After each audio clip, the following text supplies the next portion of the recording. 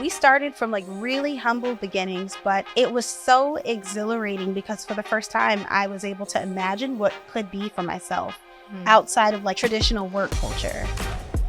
Entrepreneurship by nature can be very lonely because you get to this point where people see you doing the thing and they don't know what goes into it.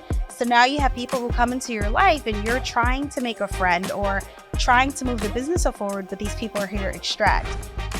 I'm Arion Long, founder and CEO at Femly, and you are watching Where Are You Now with Black Girl Ventures.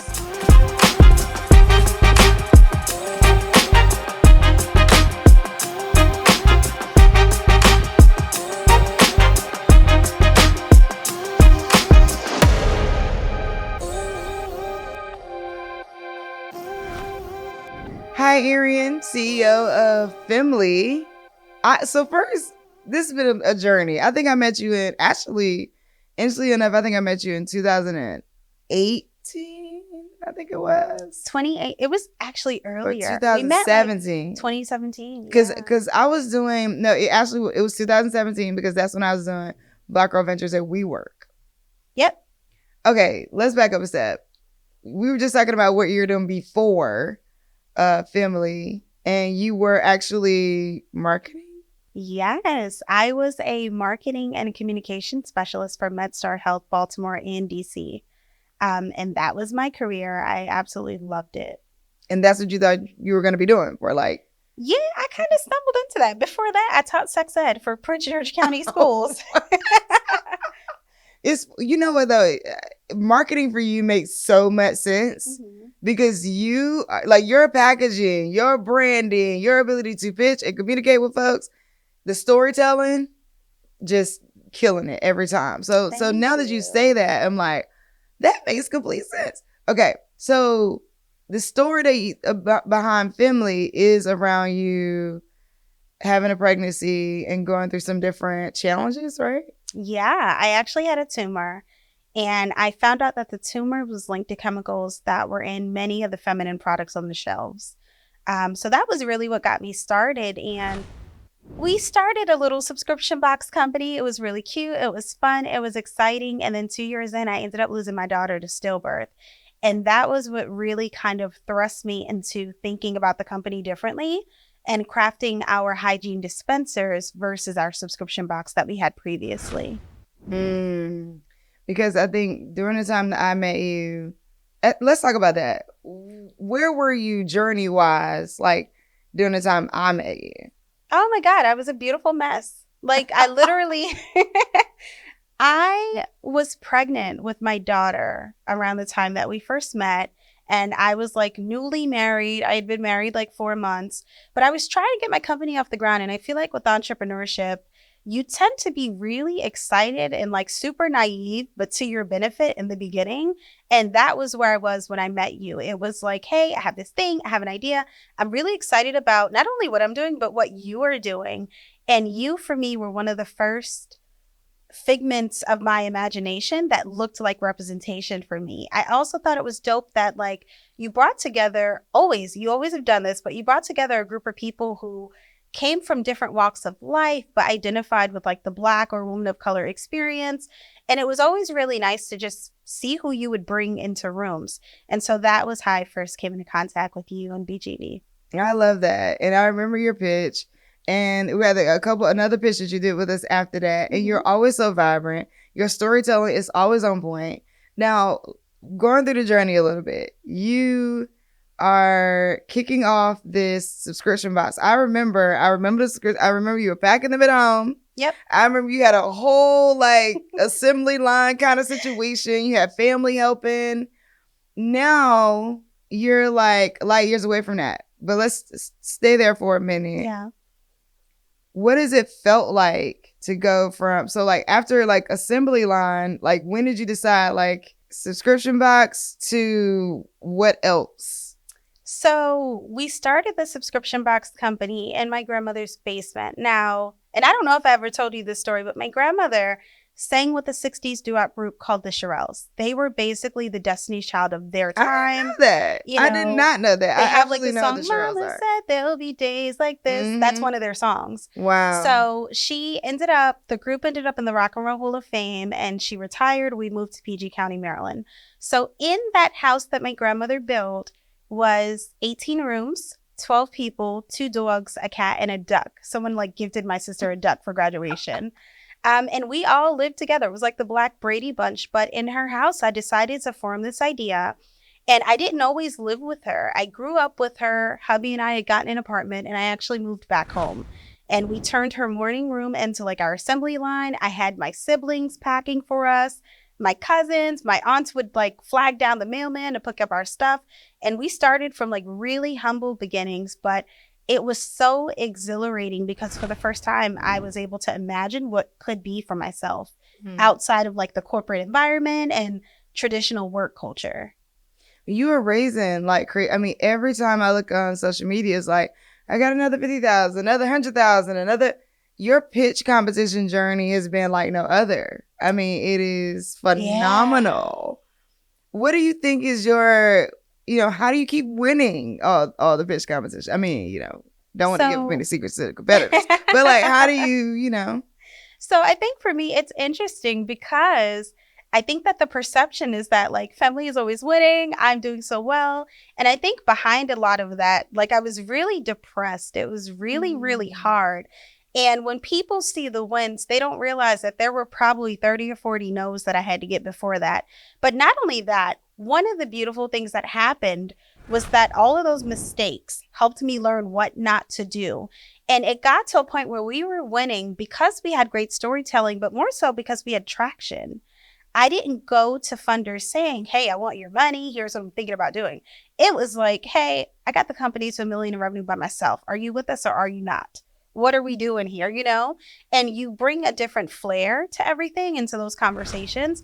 And so telling the story of that traction, I think, spoke for itself and also allowed us to lean into an impact that we knew we always had, but wasn't recognized by like traditional VCs and venture capital investors. What is it like to go from, subscription box, you're making your thousandaire, to taking a company to $1 million by yourself? Because I hear you saying that and I'm like, ooh, wow. One, congratulations to you. That's amazing. And I'm like, ooh, I wonder what she learned. I learned that I was focusing on like the small fish. And so I quickly realized that like we were spending so much energy trying to relate to and market to and get customers that were coming in and buying like an $8 box of pads. What could life look like if we spent that same amount of energy getting wholesale customers and either getting this into a store or selling to organizations who would buy cases instead of a single box, right? And so, for instance, one of our cases at the time had 12 boxes of pads in it. I single-handedly went around to all of the maternity wards and said, look, I have a better pad. It's more absorbent than what you're using, and it's organic for new moms. Are you willing to trial this? You can just give me $50 and I'll give you enough for a week. And if you like it, we'll do a month. And if you like that, I'll put you in a 3-month subscription. Like it was very, very methodical and intentional about getting the volume, but spending an amount of energy that felt good for me on an outcome that would bring me more than just focusing on an individual person, if that makes sense. And in that same vein of thinking, we started thinking about what it could look like to get it into hotels. And sometimes I think you just need that one. Like that first deal isn't always a big one. Our first hotel order was a $70 order, and it was a single teeny tiny hotel, but they were a part of a larger brand. And so we kept that relationship and figured that if they could make that single order, we could then branch out into the region and then the country. And we kind of rinsed and repeated that model. I like it. I like what you said about only needing one, because I think people are like thinking to themselves that they need 100 different partners or founders or finance people to finance them. And it's like, actually, you need that one. That one actually knocks down so many dominoes for so many others. Now, I know we've had conversations behind the scenes about just people maybe not being great people wanting extra board seats when they'll need when it's like, no, that's not a part of our deal. People maybe paying you on time, not on time. People, not believing. Yeah. People, maybe not believing what you're saying. People, you know what I mean? Like, how do you, and you mentioned being depressed, and so I wanted to kind of reveal some of those things you actually been going through, which is like pushing through this, saying, no, this thing can work, while also having to deal with sometimes some not so great people. Yeah. And I do want to be mindful in saying that, like, sometimes I pushed through, but sometimes I didn't. Like, there were times where I totally did not push through. I can think back to summers where I didn't open a single email for 12 weeks because I was burnt out. I could think back to times where, like, after we lost our daughter to stillbirth, I went on a 4-month sabbatical and I literally left home. I think I told my husband I was going to like Atlanta or something, but I ended up in California and Tennessee and Texas, and I came back in September. I left in May. I went through some stuff, and it was very hard. And I think that entrepreneurship by nature can be very lonely because you get to this point where people see you doing the thing and they don't know what goes into it. But people almost often think that you're much farther ahead than you actually are. So now you have people who come into your life and you're trying to make a friend or trying to move the business forward, but these people are here to extract. And I have not been very good at recognizing that in the beginning. I think these days I'm a lot better at it. I can pick it up in the first month or so, but it used to take me years. And now I've invested time and patience into someone I shouldn't have. I think the other thing is that there is a level of discernment that you need to have in business. Not knowing is not good enough. There are books out here, like with venture capital, there's the book Venture Deals. You need to understand the language because the same deal that I've given an investor 1%, I have friends who've given 30% of their business. And that is absolutely crazy. The other thing is that there are a lot of support organizations out here that are not like BGV. That's the biggest thing. Like, I've gone through accelerators that I had to turn around and give them their money back and take all of my equity back from them. I have dealt with blackballing from decisions like that. Like, I've gone through some stuff, but I think that I came to this, like many entrepreneurs, with a certain amount of fortitude and an uncompromising drive to like figure this out in whatever the hell way that I want it to be figured out. And so some of those no's hurt, but you find the people that are for you and the people you can lean on. And more importantly, the one thing that I would want this audience to know is that you can absolutely leverage the social capital of the people who are next to you. I have not always been able to get in rooms. I do have champions that get me there. They cut the check. They give me their recognition. They give me their word. And sometimes when I'm unable to stand, they're the ones that I lean on. I talk about social capital all the time in a needed network. It's like people hire people, people give people opportunities. What are some key players or like that you've worked with? Because I mean, I've seen you taking pictures with all kind of people, athletes, like it's like CEOs of this, CEOs of that, presidents of this. So how in the world are you finding these people? How do you identify what room you should go into? When? So it's pretty interesting. I feel like I was totally the kid that would get like most likely to succeed, but super talkative on the report cards. But now it bodes me well. For instance, I'll give you an example. I was at my hotel today in DC and I went to a coffee shop. I was creating like a sales pitch for the hotel that I was staying in.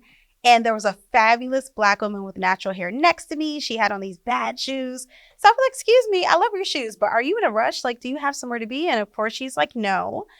So I had her sit next to me and I walked her through the proposal. I asked her to just give me where she thought the gaps were. And she shares that she is one of the top Black women that is on X corporate board. And she's like, would you love to have X as a customer? I'm like, absolutely. And now I'll be going to her hometown in a few weeks to sit with her and have coffee for this. But I'm saying that to say that like always be selling is a true thing. And I have gotten opportunities in the line at the grocery store the same way that I've gotten them from like attending a networking event.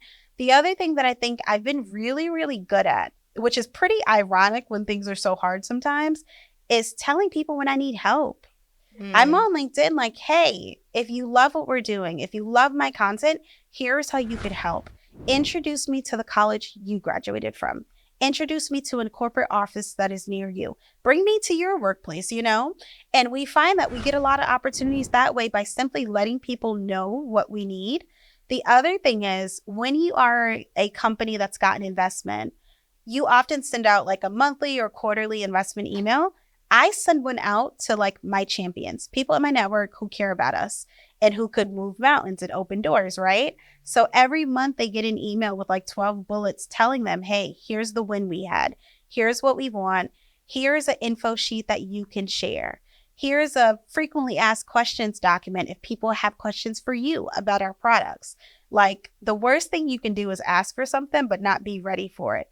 So I make it really easy for people to help me. So you go from, okay, here we are. So subscription box in your grandmother's basement.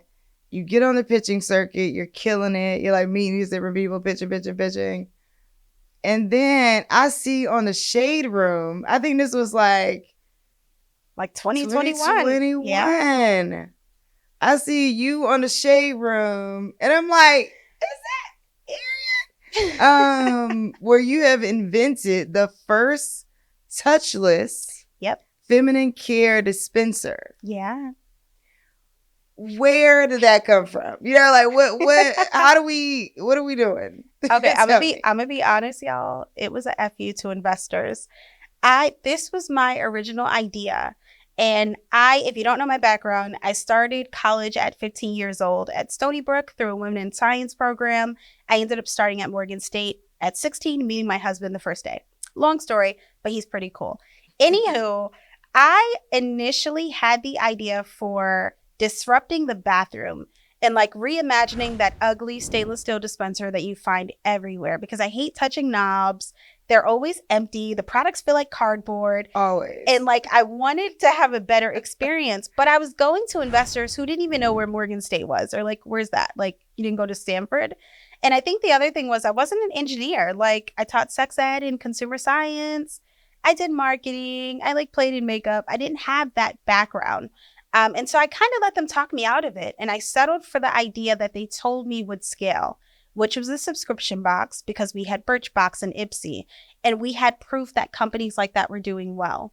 However, after losing my daughter with this newfound sense of like, I can do whatever the hell I want, I decided to do it anyway. And I did it scared and it wasn't perfect, but I literally reached out to my lawyer to say like, look, I draw. I have ADHD. When I'm stressed out, I draw. So I drew this dispenser out with a colored pencil. I need to know like who the person is that can turn my drawing into a product that I can touch. What do I call that? He's like, I don't know, maybe an engineer, maybe a product designer. So I said, okay, let me go to LinkedIn and look up product designers. Let me ask my network who they know. And I ended up meeting the guys that help to design like products for NASA. I ended up meeting guys that design the GoPro, people that design the Fitbit.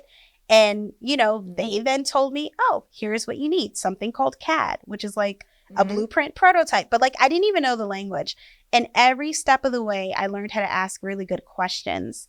And we were able to kind of build that MVP. And what was really funny was that I'm not an engineer. They told me flat out, like, look, we're going to make it, but there's going to be some things that, you know, we'll have to edit because you're not an engineer. They have to work.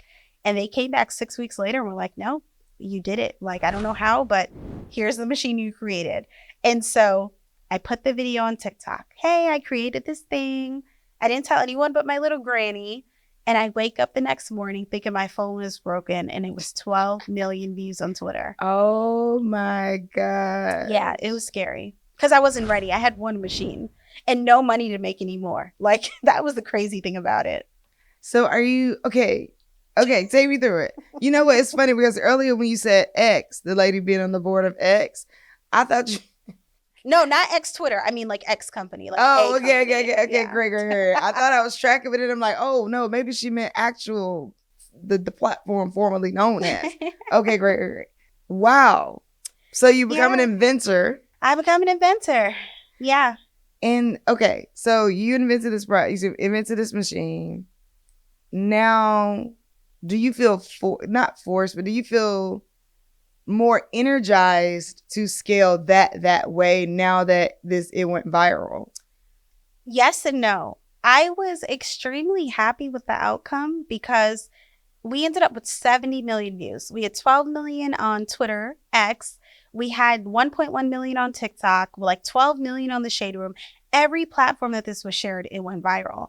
So I was exhilarated because I felt that like support and that people really wanted this, but it was scary because I knew that I only had the money for one. And now my competitors who didn't have me on their radar are going to be gunning for that position. So it really lit an air of kind of having to move forward quickly. Like there was a lot of urgency.